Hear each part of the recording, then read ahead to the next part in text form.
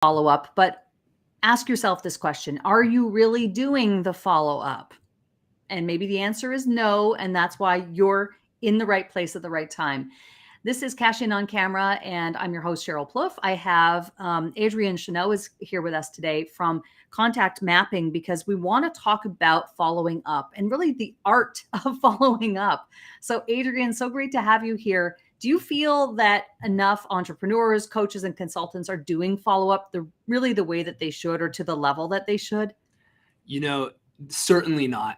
And not for lack of we all know that saying, right? That the fortune is in the follow-up. And so I get it, because it came, creating the company Contact Mapping really came from this place of understanding that it isn't easy, even though we know that that really is where the fortune is. And so, no, it's not being done well, and I hope we can help.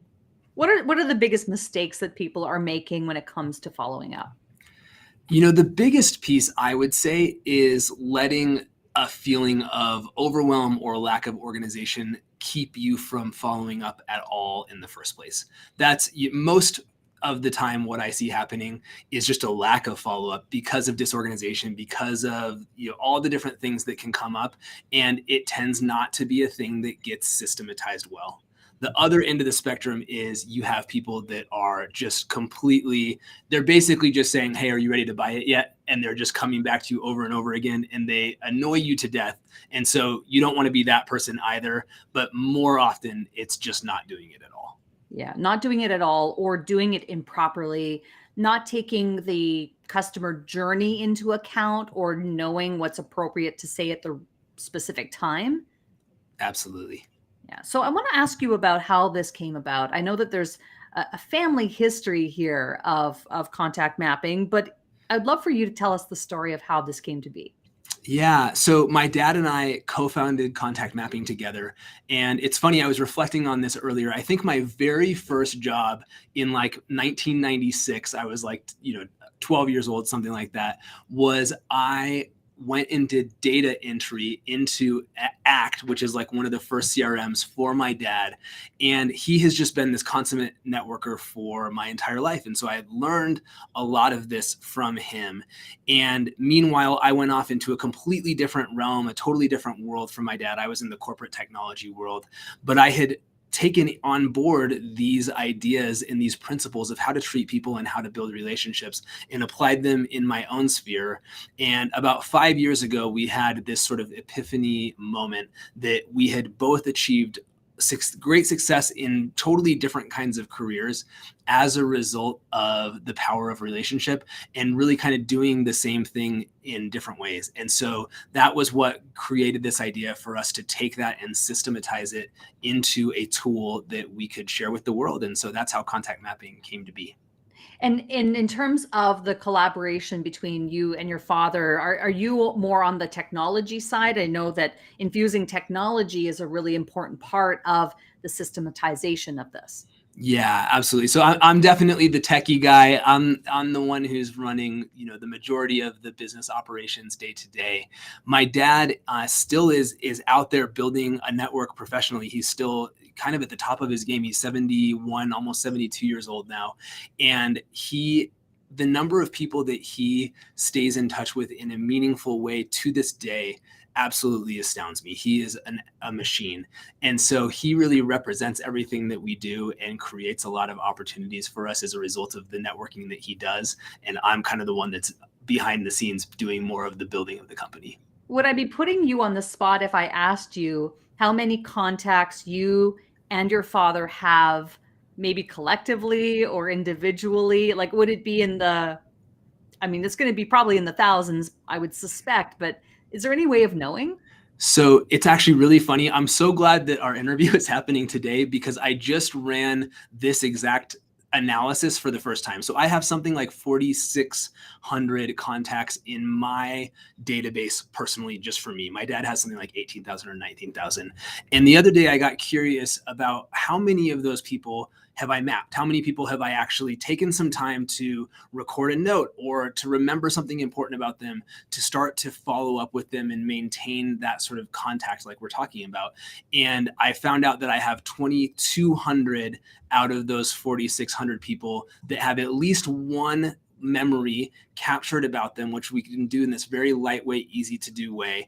And I've got something like 600 people that are in various levels of what I call a rotation of remember. So there's 600 people that I'm actively in touch with in an intentional way. And my app is just reminding me, hey, today it's time to reach out to Sheryl or whomever it is. And so I have a really easy way to do that without it taking me a ton of time or a lot of mental energy. I love that. And you mentioned the verb mapping, but you use the word and the verb mapping in a very different way as it Yes. pertains to what we're talking about, which is mapping the contacts. So when it comes to that, and you mentioned memories, explain to us how this process works. And by the way, for our audience who are watching the video or listening to the audio, look for a link around this content for a link to find out more about contact mapping, because it may be something you want to implement in your business. But tell us a little bit about what this is. What does it mean to map a contact? Yeah, so mapping is really the simple process of capturing a handful of things or maybe a lot of things that you want to remember about a specific person or conversation. And when I boil it down, as I think about mapping a contact, it's really three main areas. I want to capture some important kind of specific details of like, hey, I met Sheryl as a result of being a part of a group that we're in together, a mastermind group. So I want to remember that. I want to remember maybe their spouse's name, their kids' names, obviously the name of their business. Like, what are the sort of key things that I want to make sure that I get a hold of? That's one. Second thing is I want to understand their values. So like, what makes them tick? What makes them excited? Maybe it's something that has nothing to do with their business. Maybe you suddenly get on the subject of sports or cooking or something and they light up. You want to make sure that you remember that. And then the third thing is, where do they have pain in their life, right? Where do they have pain in their business? Where do they maybe have pain in some part of their personal life that comes up in that conversation? And I want to pay attention to those things because I always want to be on the lookout for how I might be able to be of service to somebody in helping them get more of what they want, whether it ties to my business or not. I think just karmically, it's a good thing. And I think that great things happen as a result of helping people to get more of what they want. In turn, they'll be interested in helping you get more of what you want as well. When we talk about these contacts and the number of contacts that you have, for example, I don't know what my number is off the top of my head, but I would suspect it's probably similar to you in terms of thousands of people. You cannot remember those details without mapping them. There is no way you could remember that. And it's the details of those relationships that will matter when you go back to follow up.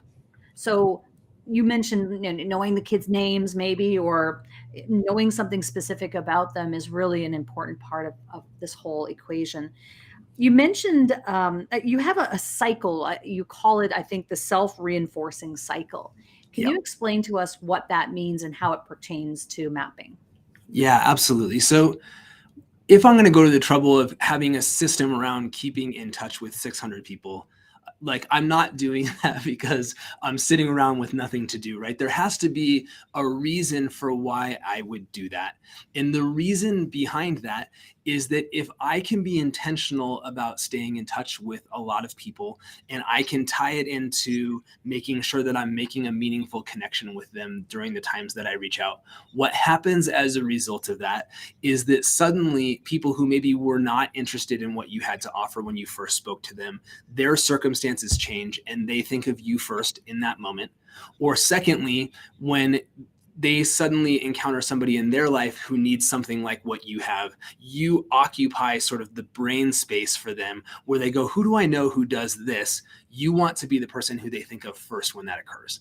And so the self-reinforcing cycle is that if I can put that intention into staying in touch with people and loving on them without agenda, what our customers routinely will say to us is that I had this interaction where I reached out to somebody because of a rotation, maybe once a quarter, and suddenly I reach out to them. I'm like, hey, I was thinking about you. You know, I saw this article or whatever it is, and I thought of you as a result. And they will say to me something like, oh my goodness, you know, I was just about to call you, or I'm so glad you reached out today, or whatever it is. either I need something or I have someone for you. And none of those opportunities would have come your way if it weren't for your having reached out, because everyone else is busy just like you are. And so it takes you showing up in their life consistently for the magic of those referrals and those opportunities that you would never have even known about to start showing up in your life. And it continues to sort of build as you create consistency there. There was a situation earlier in my day today where I was on a call and someone was looking for help to find someone who works with grants, like somebody who's involved in grants, you know. Yep. And I thought to myself, I know I've met someone like that in the last couple of years. Not recently. It's not in my recent memory.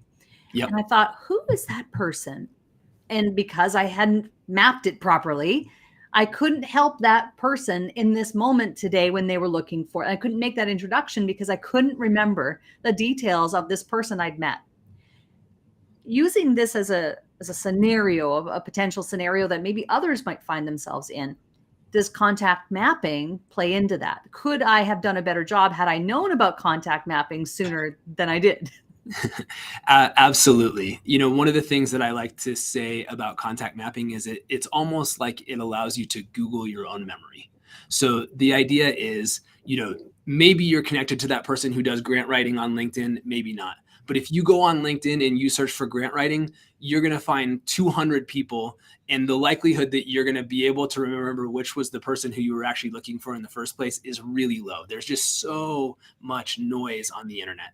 And so what contact mapping allows you to do is it's instantly searchable. So you can find anybody based on any little thing that you might remember about them, as long as you build this habit of beginning to map or log those conversations and those memories. And then you can surface that instantly. And so that happens all the time. And it is the best feeling in the world when you go, goodness, I would never have been able to remember that person were it not for this. And on the other hand, I've been in your boat, in your shoes so many times before contact mapping. And there's no worse feeling than going, usually it's like, I literally just had this conversation like 4 days ago. Who was that person? And it just seems to have kind of disappeared in a cloud of smoke. Yeah. So in terms of the art of following up and building systems to stay in touch, we're talking about tools and technology that exist today on your phone, on your computer, that allow you to map these contacts properly.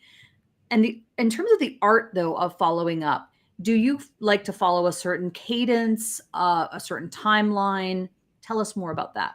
Yeah, great question. So we often work in what we call rotations of remember. So if you think about connecting with somebody, it kind of takes two routes at the beginning, right? You meet someone and either it's like, oh, there's an immediate business need and we're like working down the path of I'm going to sell you something or you're going to work with us as a client or whatever that is. But more often when you meet somebody from a networking perspective, it's really more, hey, now I'm interested to know that you have this, like we should stay in touch, whatever that is. And so the rotation of remember is for that second scenario, and it's to do the work of staying in touch with that person so that you actually can bring something to fruition with that relationship. And so my recommendation is typically when I meet someone new, we'll have a couple of interactions over the first 1 to 2 weeks, depending on kind of the essence of that conversation. And then I'll move them out to a monthly rotation for 1 or 2 months. And then once it kind of goes into more of that steady state, I recommend quarterly, because if you think about it, the number of people who you stay in touch with, if you have everybody on a monthly, it's going to get to be a lot pretty quickly. If you have people on a quarterly, that becomes pretty manageable in a hurry.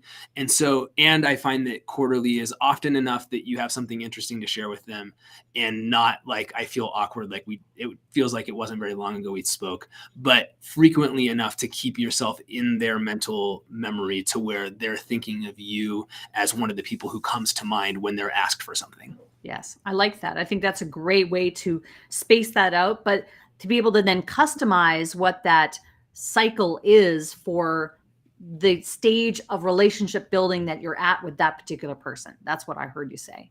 And Yep. I think it's brilliant that you've done this. So what is something, Adrian, that could be related to this or unrelated to this, a tip, a tool, a tactic, technique that's helping you to market yourself, a contact mapping, or maybe your personal brand? What's something that's really helping you in terms of marketing today? You know, one of the things that I think we often forget to think about when we are consuming content ourselves, right? I listen to a lot of podcasts, I read a lot of articles, I'm on Twitter a lot, all these sort of things. And it's really easy to sort of shift into this consumption mode, right? Like, I'm reading this, it's for me, and I'm going to sort of put it in the mental bank. Maybe I'll bookmark it for another day or whatever that is. What I have found a lot of fun and success with from a follow-up perspective is to add to sort of my mental framework around consuming content. Who do I know that would enjoy reading this or hearing about this? And so as often as possible, when I come across something interesting, I'm looking for at least one person who I could share it with. And that gives me this opportunity to create one of those touches that adds value to the recipient, and it allows me to create reach and value beyond just sort of adding more information to my brain from being in that mode of consuming more content. So personal development stuff, interesting articles, whatever that is, I always look for who might I be able to share this with as well. That's a great tip. I love that. Here's something that you can add to your contact mapping of me for you is that I'm a big Prince fan. So Ooh. if you ever come across, a deep cut online or something to do with Prince, you can definitely send it my way. I will love that. So I figured it. So now we know why the purple motif is what it is. You got it. You got it. This is great, Adrian. It's just awesome to have you here. And tell us about contact mapping, where people can, get to learn more about it. I know we're going to leave a special link below the video for people who are watching the video, and in the description for people who are listening to the audio. But just tell us a little bit about what the contact mapping website, where people ought to go first. Yeah, absolutely. So contact mapping, just at a very high level, it's a system that allows you to be able to maintain and build an extremely powerful network that creates this sort of self-reinforcing mechanism. So it's an app on your phone. We're on iOS and Android, as well as a solution for your desktop computer. So everything's all in one place. And it integrates with all the major social platforms through a Chrome extension that allows you to pull in content from there. So definitely check out the link that Sheryl will share down below to get access to it, and you can get started that way. We have a free tier, so you can play around with this before you need to spend any money on it, and I think you'll really like it. Awesome. Adrian, this has been so much fun. I'm so glad that we had this opportunity to chat about contact mapping and really the art of follow-up, which is ultimately what we ought to all be doing more of as coaches, consultants, and people looking to scale our businesses. So thank you for being here on Cash In on Camera.